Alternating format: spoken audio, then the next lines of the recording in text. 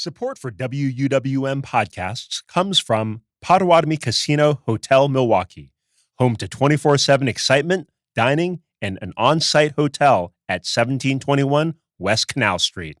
More information at potawatomi.com. From 89.7 WUWM, Milwaukee's NPR, this is Lake Effect. I'm Joy Powers. Today, a reporter from ProPublica shares the stories they've heard from families detained at the Dilley Immigration Detention Center. Then, in a new Capitol Notes, we'll learn how the war with Iran could impact Wisconsin Republicans' focus on affordability.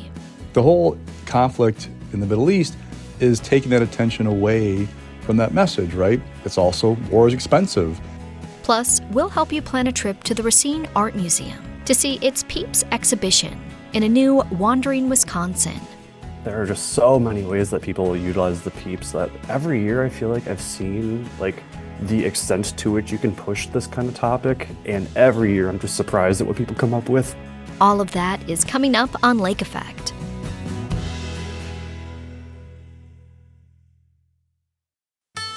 This is Lake Effect from 89.7 WUWM, Milwaukee's NPR.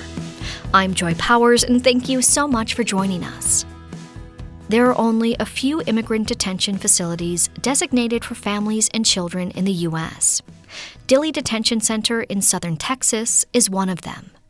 The center opened during the Obama administration, but was closed during the Biden administration. Last year, President Trump reopened the center. That's when ProPublica reporters started looking into the living conditions at the facility and speaking with people being held there. WUWM's Jimmy Gutierrez speaks with ProPublica reporter Mackenzie Funk about what they learned from the kids and families inside Dilley. We're in Milwaukee in the Midwest, far from the southern border, but close to a lot of ICE operations. Can you tell us about Dilley Detention Facility, what it is, and who's inside? Dilley is the one detention facility in the country that is designated for holding families and children, not citizen children typically. There have been as many as about 3,500 people have cycled through it since the Trump administration reopened Dilley around April. Sometime in the spring it opened, and it's been hard to pin down the exact date when they started sending families there again. It is something that opened in the Obama administration, and that was to take families who had recently crossed the border and hold them there until they could typically be settled in the country. Mm-hmm. What's really different about it was finally shut down by Biden in 2021, who said America should not be detaining children and families like this. Trump reopened it. And the big difference between now and especially the early Obama years and even early Trump is that these are families, many of them have been in the country for years. And these are families who are being arrested in the interior. So I myself am in the Pacific Northwest, also far from the Mexican border. And as we all know, from Minneapolis and in many of our own communities, a lot of the arrests that we're seeing now, because border traffic is so low, are in the interior. And that has led to a very different kind of population inside the detention center. Yeah, I think that's something that really stood out as based on even the demographics or why the families were in detention in the first place tells us so much about Trump's approach on immigration enforcement more widely. The thing that I think you all do in this reporting, and I would encourage everyone to kind of just go and take a look at the reporting that you all have done, which include handwritten letters from these kids and drawings, as well as you tell the story of what Dilley looks like on a day-to-day experience for the kids and for the families. Reading through some of those letters and being in communication with the kids and the families, what's something that stood out to you about the facility and then the experiences that these kids were having inside? Yeah, and I should mention that the person who's done a lot of the reporting on this is my colleague, Micah Rosenberg. She went there in January herself and actually got a glimpse of inside the facility a little bit. It's a bunch of trailers and dorms in the desert. It's south of San Antonio. And what stood out to me about hearing these stories from the inside is that the kids, even very young kids, feel like they are imprisoned. It is not it has been described as a camp by some, more like a summer camp, I mean. And that's not their experience. These are kids who, again, in many cases had American lives. They were in school in Chicago. They were in school in Oregon. They had an elementary school. They had friends and teachers, and they were taken from those lives and brought here. And that, again, is a very different experience than those who were on a journey, and this is had crossed the border, and this is one stop on that journey north. So these people, these kids, the sense that you get from their letters and from their art is that I feel like I am trapped here, that I am in a prison, that this is a jail. And that is the pervading sentiment. Let me out. There is a long-standing legal settlement called the Flores Agreement that holds that kids should generally be held no longer than 20 days.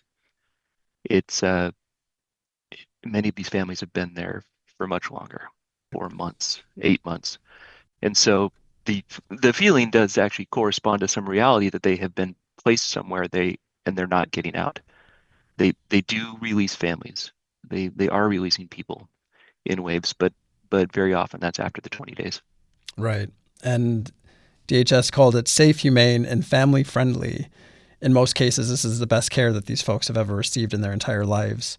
And then also end on kind of this note of encouraging people to self-deport. So you brought up the 20 days and the amount of time that people are being held. And just at the beginning of February, there was a bunch of families that were kind of like all released at once, which is, I feel like, an entirely different story. But since then, you've been able to follow up with some of those families and kids. What have you heard from the families and kids now that are kind of like reacclimating to life now that they've been released from Dilley? Yeah, one of the woman who brought some letters out from Dilley and that we published in our most recent story last week, Christian Hinojosa, I talked to her about her life afterwards. The first thing she said is, not everyone wanted to do this, but yes, you can use my name. And that's because I want the story to be known, and not for myself, but also for my friends inside. We spent 4 months together. They became my family. And so I want to speak out so that other people know what I went through and what they're going through. And so one was this expression of solidarity that they can't get away from this moment in their lives. They've still got a foot mentally in that place. And that's quite clear talking to many of these women. I haven't personally spoken with any of the children since they've gotten out. My colleague Micah did. And it was the same effect. The other thing is that some families now, they left lives 4 months ago. One just said, I'm so far behind on my rent. Luckily, my landlord didn't kick me out, but we had our life, we had our apartment. And now here we are, 4 months went by, and I'm just behind. And so she is working a lot, trying to make up that money that was lost, 4 months of money lost, 4 months of back rent. So it is obviously disruptive to say the least, to the lives people had built. So they don't just slip back into their normal lives in any way. Mm-hmm. I think another part of this that we haven't touched on is that they were, you talked about the Hinojosa family and people that had lives all across the U.S. that were then also transported hundreds and hundreds of miles away from their homes, and to be able to coordinate care or upkeep when you're just completely uprooted, not to say anything about what potential trauma this has done for kids in these facilities, or in Dilley in particular. And thinking about 2026, ICE's budget is exploding, over $500 million for detention sites. Even in Milwaukee, there was this fight over a projected site on the northwest side of the city, which is, still TBD and ongoing. But when it comes to detention centers and the potential of their proliferation across the U.S., is there anything that you're watching out for? Or is there anything that you think folks that are keeping an eye on this moving forward should be watching out for? Yeah, the major thing is that from a purely logistical standpoint, the immigration authorities have to think about these bottlenecks if they want to make the numbers they're being pressured to make, all the way from the top, from Trump and Stephen Miller. And one of those bottlenecks is detention capacity, because what is very different from the numbers we've seen publicly reported is that people are coming into detention and not getting out. And Dilley is a special case, obviously, because it's kids, it's families. But across the detention center, there's been this huge uptick in we've seen habeas corpus cases, people going to a judge saying, hey, I'm being held way too long. Someone review whether I should be detained this long. And that is stemming totally out of the fact that people are going in and they're not getting out in the same way. And so one thing that ProPublica is doing is we are tracking habeas corpus cases. We've got a database and we're showing this huge spike. And so we're actively looking at that. We're looking at the conditions that mental health and the other instance that might crop up if you're held without much hope in detention. It is not the go in and come out quickly, especially those who do not or are not deported quickly for whatever reason. They are there just without a clear end in sight, and that can weigh on people's physical health and their mental health. So we're very curious about the health aspects at the same time that DOJ has early on cut some of the funding for the health. And so that's an ongoing issue. It's something we saw at Dilley as well, where the kids were complaining that I'm sick all the time. The food makes me sick. And that's, of course, contrary to what CoreCivic, the private company that runs Dilley, and ICE say about the treatment there, which they say they're making a healthy environment. And it's important to say with all this reporting that, they do reject some of these stories, but we've heard enough of them from enough people that we wanted to bring the detainee stories to light, because I do think there's a chorus. Mackenzie, it sounds like that there's plenty to keep an eye on and following your reporting as we go forward. So thank you so much for talking with us. Yeah, thank you for having me.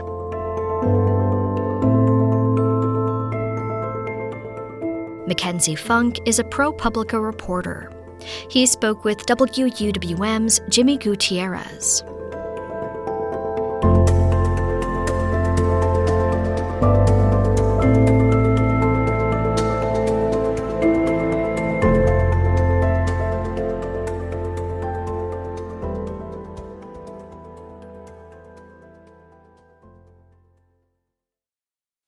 This is Capitol Notes from Milwaukee's NPR. I'm Maayan Silver, speaking with J.R. Ross, editor of WisPolitics.com. Hi there, J.R. Welcome to Capitol Notes. Hey, thanks for having me. I'd like to ask you about the U.S. strikes in Iran. There was a bipartisan resolution to block the Trump administration from continuing hostilities against Iran. As expected, U.S. Senators Tammy Baldwin and Ron Johnson were split on it. And the Milwaukee Journal-Sentinel reports that there are Wisconsin National Guard troops stationed in the Middle East for the Iran operations. What are you watching for as to how this war could shake things up politically in our swing state? Oh, it's just, for Republicans, they want to talk about affordability. They want to talk about how X, Y, and Z are going better than they were under Joe Biden and assure people that things are getting better, that, they were dealt this horrible hand by Joe Biden. They've cut taxes on the One Big Beautiful Bill Act. You're going to see a bigger tax return after you fire taxes by April 15th, et cetera, et cetera. The whole conflict in the Middle East is taking that attention away from that message, right? It's also, war is expensive. I've seen figures of, $2 billion a day, $1 billion a day, whatever it is, for this ongoing situation. That is not helping the perception about things getting better if you are a swing voter just wants to afford, pay your grocery bill. Oh, and by the way, gas prices are going up. Now, it could be temporary. This thing could last a couple of weeks, whatever it ends up being. Politically, it's just more of a distraction from that core message about what's going on. And the more you distract people, the harder it is to get them convinced by late summer that things are going better. And in my conversations with people in recent weeks, all I've heard are that, you can't just tell voters that things are going better. They have to feel it. And the rough guess is people have to feel it by sometime late summer, because once you get past that, it's kind of locked in. And if they're not feeling it by then, you're probably going to be in a little bit of trouble if you're a Republican. So to make a summary of this, you think that it's distracting from the ability of Republicans to make their case about affordability now that they're on the hot seat in these midterm elections? Yeah, I know. I'm just talking about the political piece of it. Look, I'm not a foreign policy expert. I'm not getting into all the back and forth about justification for it or not. I'm just talking about the reality on the ground of what's happening in these campaigns, which is that they want to talk about a certain topic, and the more the focus is on foreign affairs, the less attention there is on getting people to feel like things are going better for them in their personal lives. And as a side note, in the Marquette poll in the past few decades that I've seen of Wisconsin voters, foreign policy is usually pretty low on the list of priorities. To what extent has actual foreign events and foreign policy had an impact on Wisconsin elections? No, 06, the Iraq War, huge. I mean, that kind of wave election that was fueled in part by what was going on with George Bush, his decisions in the Middle East, that was a huge influence in that election. And it drove Democratic turnout and produced a massive blue wave that changed things significantly. So, yeah, there are definitely ways it influences what's going on, even if it's not the top concern for people, especially a year like now where we keep seeing the Marquette poll, that affordability is the number one issue by far. And it can have sort of an indirect impact, like in terms of overall support or opposition to a candidate or party. Like some argue that the Israel-Palestine conflict affected support for Kamala Harris, for instance. Absolutely. And to tie it back to affordability, look, the longer this goes on, the more gas prices go up, the more you're undercutting the affordability argument, right? People are going, wait a second, what's going on? I was promised, all these things would be cheaper under President Trump. And if they're not, that's going to be a problem for him to make a pitch to people this fall to keep Republicans in power. Moving on to the Wisconsin Supreme Court race. At the end of February, more than 60% of registered Wisconsin voters hadn't made up their minds about the April Supreme Court race. And to remind people, both candidates, there's liberal-backed Chris Taylor and conservative-backed Maria Lazar. Both are currently appellate judges. The election is Tuesday, April 7th. What do people need to know at this stage in the game? Well, this race has been kind of quiet, especially compared to the last couple ones. It's almost been like a quote-unquote normal Supreme Court race, right? Pre-2023, our races for the Supreme Court weren't that expensive. All of a sudden, boom, 2023, race for control of the court. Where was it? Either $56 or $65 million, $56 million spent on that race that I counted. 2025, control for the court again. $115 million spent for my calculations on that race. That is unusual. We used to have much more quiet affairs, and we're having a quiet affair, but it's been driven by a couple of things. One, it's not for control of the court, ideologically speaking. There's a fourth-year liberal majority. This is for the seat of retiring conservative justice Rebecca Bradley. So it's not going to influence who's in the majority, all right? Two, conservatives are looking at their track record in recent spring elections going, this isn't really worth it right now to spend the money here. They lost by double digits in 2025, 2023, and 2020. Oh, and also in 2018. The exception has been 2019, when it was a kind of a quiet race. There wasn't really a big surge of interest among liberal voters, and there was this kind of like late rush of conservative money that helped Brian Hagedorn win. Caught Democrats off guard a little bit. But overall, conservatives are going, this really isn't a great environment for us anymore in the spring. We don't feel like spending money if we're not going to have a great shot to win. So looking at other numbers besides the Marquette poll, I'm seeing ad buys, for example, and they're heavily in favor of Chris Taylor right now. I check independent expenditure reports, which are things like when you get mail pieces, when you get like somebody knocking on your door or people canvassing, like I see those efforts. There's not much going on right now on the conservative side. And talk to my sources on that side of the aisle, they just aren't feeling an enthusiasm to go out there and work this race because of what's happened recently.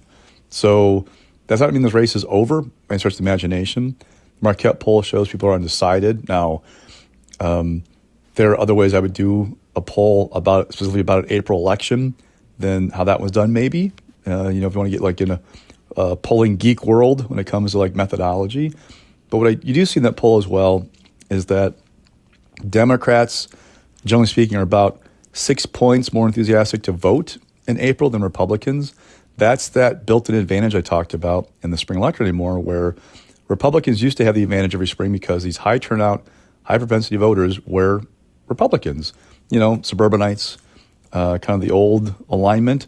Donald Trump has realigned things where those rural, more populist voters used to be Democrats, now Republicans. That's kind of more the Republican base. They don't typically turn out in spring elections. Those college-educated, suburbanites and urban voters are more likely to do it. It's just the way it is. So now Democrats have that advantage every spring. So right now you say advantage goes to Chris Taylor, though it's not a done deal because operatives keep telling me, don't forget 2019. If there's somebody who wants a big check last week's that race, it could change things dramatically because there's just not that much attention on it, one, and there's not like a prohibitive amount of money spent so far to help Chris Taylor that it would be unable to level the playing field if somebody really wanted to. This is Capital Notes. I'm Maayan Silver, speaking with J.R. Ross of WisPolitics.com.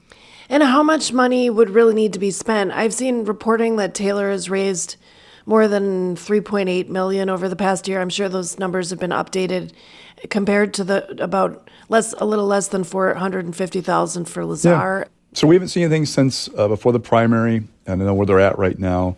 But looking at the ad buys, Chris has about $2 million. There's a group called Better Wisconsin Together. They'd spent around a little more than $1 million. Lazar's around $150,000. So again, a big tilt in favor of the liberal side. But $2 million is not a ton of money. If somebody comes in and drops $5 million, just to pick them out of thin air, that would be dramatically different. I just don't know if anybody wants to spend $5 million right now to help Maria Lazar. So that's the big question. Is there going to be some kind of late surge of money in this race that would change the dynamic? Okay, so on the latest episode of Capital Notes before this, we talked about outgoing Republican Assembly Speaker Robin Vos and his legacy. He's the longest-serving Assembly Speaker in Wisconsin history. Also in the past, we talked about how there was a second recall. There were 2 recall efforts against Vos. The last one was in 2024 because he rejected calls to decertify Biden's win in Wisconsin in 2020. About that recall, late last month, the Wisconsin Elections Commission recommended charges against 13 people involved in it. What can you tell us about this? So Robin Vos filed a complaint with the Elections Commission about how this thing was conducted, that there were people who didn't fill out the paperwork properly and lied about or put a false address, for example, or that there were people listed who signing that actually hadn't signed the petition. So he filed that complaint, provided evidence. The commission said there is probable cause that something was not right here. We're going to forward it to the local district attorney and say, hey, here you go. Do you want to go after this? Now, here's the question. 2 people are accused of putting a false address as their circulator certificate, right? Like, this is where I live before I circulate petitions. Another 11 people are accused of collecting false signatures. One, the DA in Racine County got complaints about this before, looked into it and said I couldn't prove it without, beyond a reasonable doubt, so I didn't go forward with it. What might be different this time with the information he's getting now from the Elections Commission? Will it be easier? Is there new information in there? You haven't seen those files. 2, I think most of the people who are involved who are accused of wrongdoing live out of state. If you are a local district attorney, how much effort are you going to put into tracking down people who live in, pick your state, who does this for a living? How much effort are you put into tracking them down when you have other things to worry about? So I don't know if this is going to produce a different result, but at very least, the commission is saying there is probable cause here that something was amiss. Now, one thing to keep in mind, there has been legislation percolating in the Capitol that would require you to be a state resident or state voter, essentially, to circulate nomination papers and recall petitions if you are for a state office. It would kind of eliminate these kind of people who come in from out of state who are paid by the signature or the page or whatever to collect signatures. It would kind of end that practice. It wouldn't apply to federal races, I believe, remember correctly, but it would make it different for, like a recall petition against a member of the Assembly or Senate or constitutional office because you couldn't have people paid from out of state to do this anymore. It might address some of this stuff. It also might make it harder for people to get these petitions filled out because it takes a lot of manpower to go out and collect these things. Yeah, so there are a bunch of moving parts there. We'll see what happens. Shifting gears a little bit, Democratic Governor Tony Evers kept his promise from the State of the State address last month, and he called for a special session this spring to take up a constitutional amendment to ban partisan gerrymandering. He can't force lawmakers to actually meet, and GOP leaders have regularly ignored his directives. Any signs this will be different? No. I mean, Robin Vos did keep the door open a crack, just saying, hey, we'll negotiate with the governor. We'll open this idea. But, in talking to Democrats, they, one, don't trust Republicans on this topic. Two, there are lots of moving pieces here. The amendment Evers proposed is very simple. It says, districts shall not provide a disproportionate advantage to or disadvantage to any political party, period. Partisan gerrymandering is prohibited, period. Well, what's that mean? How do you define partisan gerrymandering? How do you define a disproportionate advantage or disadvantage, right? What would your process be to draw maps? Do lawmakers draw the maps but have to meet certain benchmarks? Is there a commission? What would this look like? It's really kind of up in the air. And so I get the impression from lawmakers are not really rushing to embrace this because of that. I mean, we're at the end of the session. Constitutional amendments you have to go past back-to-back sessions and then go to the voters for a referendum. We won't draw maps till 2031. So in theory, if you pass this amendment this session, you come back to it in January, it could be on the ballot in April of 2027, but you don't need it till 2031. You have a couple sessions to get this done, some more elections to go through, so there's no rush in that regard.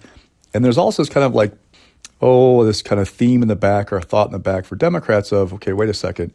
One, we might get a trifecta in the Capitol that we could draw maps on our own for the first time. Of course, this is way in advance, right? We're talking 2030 elections. That is way far down the road. What's that going to look like?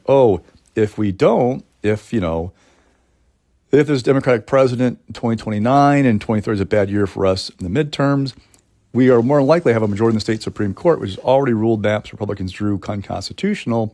We have a backstop. So I get the impression that Democrats maybe, one, are not quite rushing to embrace this for some logistical reasons, but also kind of thinking, we might have a pretty good backstop in that state Supreme Court. We can't rely on it necessarily or predict what it'll do, but we've already seen where they're at when it comes to these things. You might, feel okay that if the court drew the map in 2031, what that would mean for us politically. Very interesting. Okay, well, thanks for this background, JR. And as always, it's great to have you on Capital Notes. Anytime. Thanks for having me.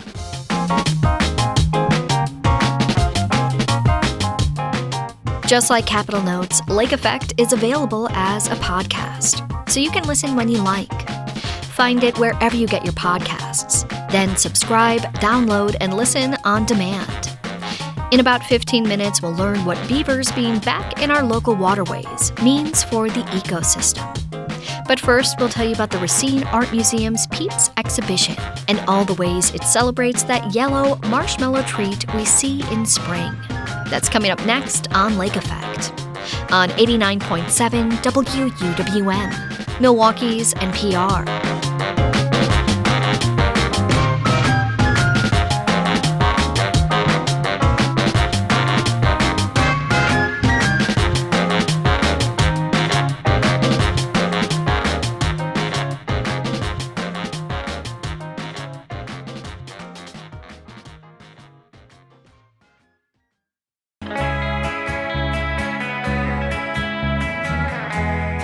You're listening to Lake Effect on 89.7 WUWM. I'm Joy Powers. The country's largest collection of contemporary craft art can be found right here in Wisconsin at the Racine Art Museum. The museum has thousands of pieces from ceramics and fibers to metals and jewelry. And every spring, the museum hosts a Peeps exhibition. Yes, Peeps, the brightly colored bird and bunny marshmallow treats you see in stores in spring. The museum's Peeps exhibition opens next month. For this month's Wandering Wisconsin, we'll learn all about what you can see there. Lake Effect's Becky Mortensen is joined by Tyler Potter from RAM and Amanda Weibel from Travel Wisconsin. Coming up next month, the Racine Art Museum will host the 17th annual Peeps exhibition. And before we get into all the fun and weirdness that it is, Tyler, can you just tell me how this exhibition began? Oh, happily. The Ram Peeps Brain art exhibition was kind of born out of the museum's desire to create something that was a little bit more, accessible and kind of immediately appealing to people that might be like more casual museum goers or just like don't really go to museums too often. When we were reevaluating more programming to add, past staff members were finding themselves just immediately inspired by how, like if you're going to a store or something like that, the Peeps candy there is just so vibrant. It's so immediately eye-catching, which is especially kind of helpful in, dreary Wisconsin winters. But yeah, kind of bringing the best of that and just the kind of accessibility that comes with the instant recognition of the Peeps candy into the museum, and it kind of just took off from there. And anyone can have their work on display at the Peeps exhibition. So tell us how the pieces are curated and how people can take part. Absolutely. We don't do any, I guess, jurying of any sort. It's open to anybody. We basically just kind of determine if, it's following the guidelines that we have in the entry form. When you're dropping off works, we'll make sure that it's meeting all of the measurements requirements. Like we actually just physically measure everything as it's coming in, so that way, if there's any issues, the artist is still there. Then we just kind of make sure that it's fitting media guidelines too. So that's kind of checking like you didn't use live organisms or you didn't have like any other food besides the Peeps marshmallow candy in there. And if it's a family-friendly entry, so nothing like overly grotesque or anything like that. We try to keep it a little bit lighthearted. As long as it's hitting those check marks, you're basically in the show. And one of those requirements, right, is that there's either a peep or a peep depicted, right? Yep. So what's fun about this show is it doesn't have to use the actual candy. So if you're like myself and you don't actually enjoy eating the candy, that's perfect news for you. You can just either use the candy as the media or you can depict it. Yeah, so we've seen like the whole gamut of what you can possibly do in that regard. We've seen people use the Peeps in super creative ways. We've seen them depict them without the actual candy in very clever ways. It's just as long as it fits one of those two guidelines, you're good. Yeah, so let's get into describing some of these pieces. People have gotten so creative with what they submit. Last year there was a crocheted Peeps sweater, there was a Twilight inspired painting, a nod to a Chapel Rowan song, the Peep Pony Club, there was a pillow, a piñata. I could go on. Can you just describe, Tyler, the different ways that people have used Peeps to create pieces for the exhibition? Oh, absolutely. And like you're saying, there are just so many ways that people utilize the Peeps that every year I feel like I've seen like the extent to which you can push this kind of topic. And every year I'm just surprised at what people come up with. This one was before my time, but I distinctly remember hearing about a piece that somebody took a hole puncher, punched out little dots out of the candy itself, and arranged them on a canvas. So it was like a pointillist painting, basically. I saw a photo of that, and I really wish I could have experienced that in person because that one I never would have thought to do something like that. And then you see everybody else doing stuff like melting the Peeps is kind of common in terms of like warping them to get a unique shape. There was a piece that I really liked where it was a paper mache basically Godzilla-like dinosaur. And if you weren't paying close attention to it, you might not notice that the along the spine and the tail of the piece are Peeps candy, the Peeps bunnies that were encapsulated in the paper mache. So sometimes it could be a little bit less overt in that regard. Yeah, people are super creative with that. Yeah, it seems like they have thought of it all. And it's not just the medium, right? So the subject matter ranges from humorous, there's some pretty good puns in there that I've seen, to pop culture references, things about current events. Can you talk about just the different concepts that artists have explored with their Peeps pieces? Oh, absolutely. Whether it's intentional or not, most artists in general are kind of responding to the things that are going on around them. And the Peeps exhibition at RAM is no different in that regard. So you do see a lot of pop culture references. Yeah, like for instance, I remember when the Taylor Swift Eras tour was going on, we got several pieces related to that. You see people responding to movies like Wicked, the Marvel movies, more classic stuff like classic movies, classic literature, famous artworks are always a popular one, especially I think because it's an art museum. People are kind of thinking about art, and then current events are always kind of a popular topic too. So In 2020, when the COVID-19 pandemic was going on, you see people responding to that. And when we were doing that exhibition that year, we had to do it in August, which was like way later than normal, and kind of spread everything out throughout the museum. And a lot of the works in that specific year were kind of responding to what was going on there. There was a popular one a couple of years back that was about the lunar eclipse that everybody was excited about. But what I think is the funnest part of all of this is people are super into puns. That's another one where I think every year I've heard every single pun that you can throw the word peep into. And again, I'm always surprised. You see like the Leaning Tower of Peepsa, for instance, and just like lots of really fun wordplay in that. I think a lot of people might come up with that pun first and then kind of create the work after. Just lots of topics. Okay, yeah, and speaking of puns, there are some accolades that come along with the Peeps work. So can you talk about the People's Choice Award and the other prizes that the artist can get? Oh, I love to talk about that one. So yeah, part of the exhibition is that we give out awards to some of the exceptional works in the show. The primary categories that we're looking at when we're assigning the awards are adults, groups, so just anybody that's like two or more people. That could be a family or an organization, and the young people's category for ages 12 and under. So we've got first, second, and third place, plus some, awards of merit for that. Everybody that gets an award for that gets a framed certificate, and the first place for those categories gets this fun little golden glass peep that our friends at Hot Shop Glass in downtown Racine make for us. So it's a little bit of a trophy and kind of get to show off that your peep was truly tremendous. And we've got a couple other categories, and the one that everybody wants, people go wild over this one, is the People's Choice Award. So throughout the run of the exhibition, any visitor to the museum can stop by and vote for whatever their favorite piece is. It's only one vote per visit, and I don't envy people that only have to make the one decision. It's very difficult even to narrow it down to like top 10. There's so many good works. So RAM is much more than the Peeps exhibition. You all have the largest contemporary craft collection in North America. Can you talk about the museum's focus on craft art? Absolutely, yeah. We kind of got this reputation for having the largest scale collection of contemporary craft in the entire country.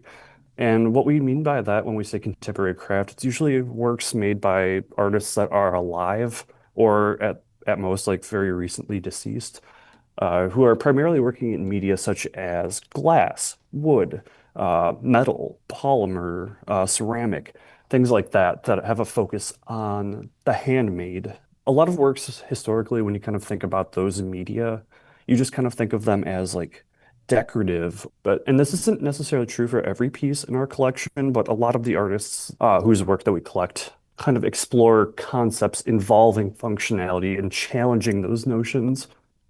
Okay, Amanda, I'm going to turn to you now. Racine is a bit of a Frank Lloyd Wright destination. What could people check out on a visit there? You are exactly right, Becky. Frank Lloyd Wright's legacy is all over his home state of Wisconsin. But if you want to take the Wisconsin Frank Lloyd Wright Trail, that showcases 9 different sites by America's most famous architect, and that includes 3 sites in the Racine area. He designed 2 stunning buildings on the S.C. Johnson campus, which are open for tours. The administration building stands out for its cathedral-like great workroom and the lily pad-shaped columns holding up the ceiling. And the research tower is this wonderful structure of windows made from Pyrex tubes that just looks like it defies gravity by balancing on a cantilever. Nearby is the Johnson Foundation at Wingspread, and Wright designed a grand 4-winged residence for the Johnson family, and today it serves as a conference center that offers free tours when you have an advanced reservation. And what else would you recommend that people do when they're visiting the Racine area? I recommend stopping by the Racine Zoo, especially if you're traveling with young ones, but really any animal lover. They have such a great array of animals. They've got penguins, lions, monkeys, even chinchillas. They have a great zoo-themed playground, the Zoo Chew Express, and special chats where you can learn more about the animals that the zoo cares for. They also really have some great special events throughout the year. They're often timed to holidays in some really fun and festive ways. Another idea is visiting the Wind Point Lighthouse. This is one of the oldest and tallest active lighthouses on the Great Lakes. It was first lit in 1880, and today it is listed on the National Register of Historic Places. The lighthouse towers 108 feet, and it is really a sight to see. Yeah, that lighthouse is impressive. So for people looking for a place to stay or a nice meal, just a stone's throw away from the Racine Art Museum is the Hotel Verdant. Can you tell us about that? Hotel Verdant is a great property in the heart of downtown Racine.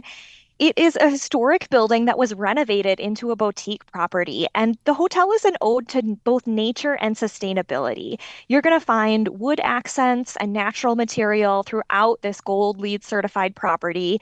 The guest rooms are all very stylishly decorated, and you can enjoy amenities like a sauna, and they have a rooftop cocktail lounge. And on the first floor, you'll find their on-site restaurant, Marguerite. It has this really cozy yet elegant feel to it, and you're going to dine on home-style Italian dishes prepared in a hearth-fired oven. And we can't talk about Racine and Racine food without mentioning Kringle. Racine is a worldwide exporter of this pastry. What can you share about Racine's Kringle notoriety? Well, Racine is synonymous with Kringle. And Kringle is this traditional Danish pastry known for its flaky texture, its buttery taste, and it traditionally has an oval shape. It involves some 36 layers of dough, and it takes days to prepare. The pastry's roots go back to a wave of Danish immigrants to the Racine area in the late 1800s and early 1900s that turned this stretch of Wisconsin into such a Kringle hotbed. I mean, today you can find Racine-made Kringles in grocery store shelves throughout Wisconsin and the Midwest. But when you are in Racine, you got to go pick one up from the source directly. You can find several bakers that craft this signature item, like O&H Danish Bakery, Benson's Bakery, and Lehman's Bakery. It's the perfect take-home treat after you've seen some great art and worked up a hunger. Yeah, our news director lives in Racine, and when there's Kringle in the kitchen, it's always a good day here. Okay, back to RAM and the upcoming Peeps exhibition, Tyler. I'm sure it's not easy, but I would love for you to share one of your favorite Peeps pieces. Oh yeah, I mentioned it earlier, but I've found it so difficult even to narrow it down to like the top 10 each year sometime. I remember one that kind of stood out to me specifically just with the way that it was crafted. There was a piece, I think 2 or 3 years back, where it was kind of playing off the idea of a fun house. It was a really well crafted kind of like fun house diorama. And in it, you saw the three marshmallow peeps, and it looked like they were looking into like those funhouse mirrors that kind of contort your shape. And how the artist went about that was they actually kind of melted and warped the three additional peeps that were kind of across from them to make it look like they were looking into a warped mirror, but it was actually just really well manipulated peeps candy. That one just really stood out to me. Well, Amanda and Tyler, thank you so much for joining me for Wandering Wisconsin. Thanks for having us. I really appreciate it. Thank you. She sees her baby girl. I know she's gonna scream. God, what have you done? Tyler Potter is the Marketing and Communications Specialist at the Racine Art Museum. Amanda Weibel is the Communications Officer for Travel Wisconsin. They spoke with Lake Effect's Becky Mortensen for this month's Wandering Wisconsin. There will be an opportunity to get tickets to the Peeps exhibition during this week's Yours Truly member drive. Tune in on Friday to learn more. Still to come, we'll learn about the return of beavers to the Milwaukee and Menominee rivers. That's next on Lake Effect on 89.7 WUWM, Milwaukee's NPR.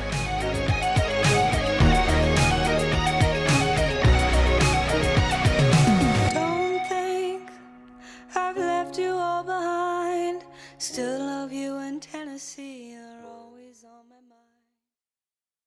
mind. This is Lake Effect on 89.7 WUWM. I'm Joy Powers. Beavers are back in the Milwaukee River. You can see signs of them in the gnawed-on trees and the dams they create. Here's Eric Von Fellow's Maria Peralta Arellano with the comeback story of the Milwaukee Beavers. I'm Eric Von Fellow, Maria Peralta Arellano.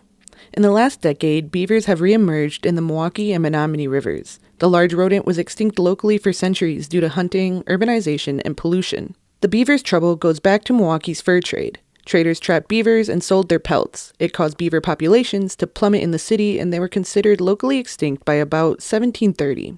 That brings us to the present day. Milwaukee resident Elizabeth Witt was on a hike with her son in Hubbard Park when she spotted something unexpected on the Milwaukee River. I saw this beaver just floating along on the ice and getting in sticks and eating them. And I'm just wondering, where is he living? What is he doing? Right there from the trail, Witt decided to send the question to Bubbler Talk.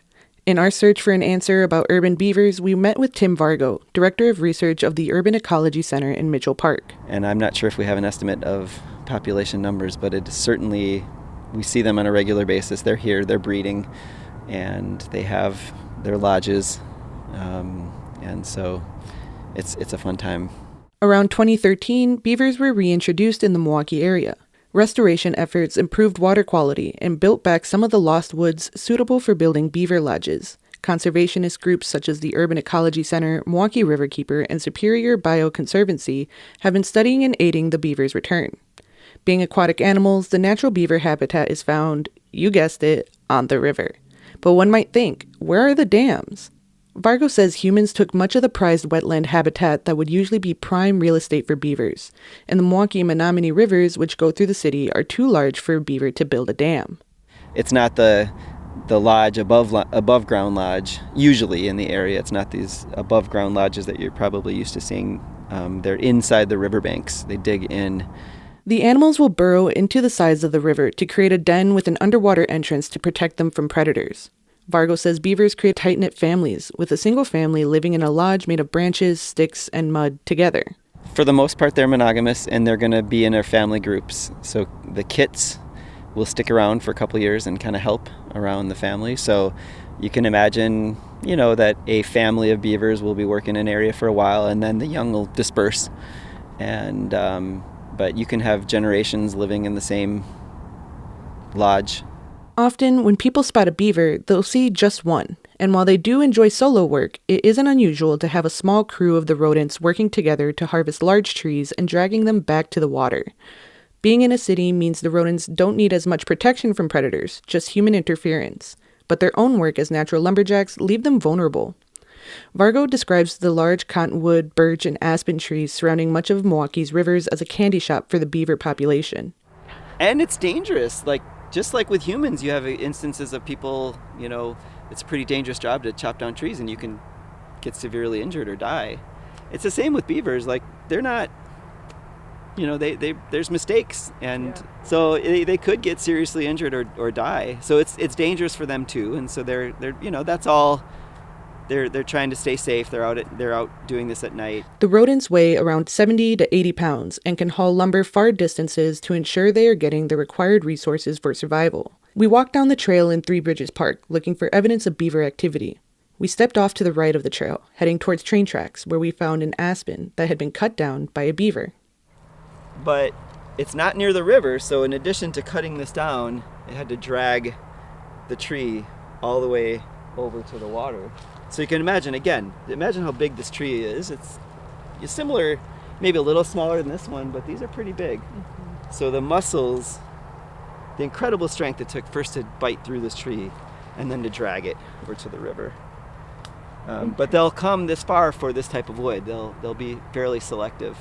Do they have a limit on how far they'll go from the water?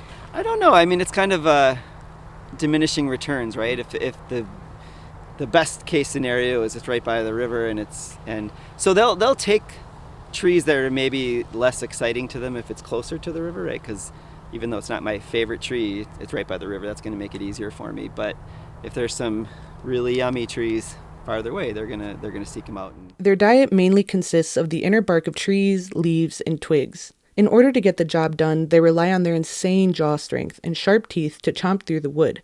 When looking closely at the teeth of a beaver, they appear to be long, curved, and orangey. And you see that beavers have red teeth, and for us that would maybe indicate tooth decay, but for them it's like the opposite. It's the opposite because the redness comes from basically iron. So they have essentially metal in their teeth to keep it strong because they are going to bite trees. They're going to bite wood. Bargo notes that the rehabilitation of natural and wild spaces in Milwaukee has led more animals beyond beavers to return home.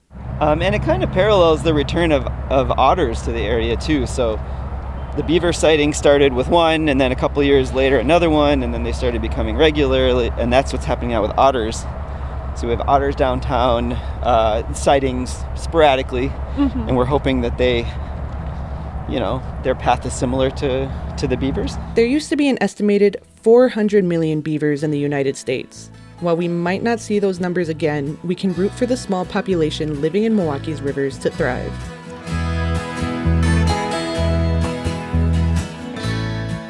That report from Eric Von Fellow, Maria Peralta Ariano wraps up today's show. I'm Joy Powers. If you missed any of Lake Effect this week, you can find all of our conversations at WUWM.com. If you'd like to take the show on the go, you can download the Lake Effect podcast wherever you get your podcasts.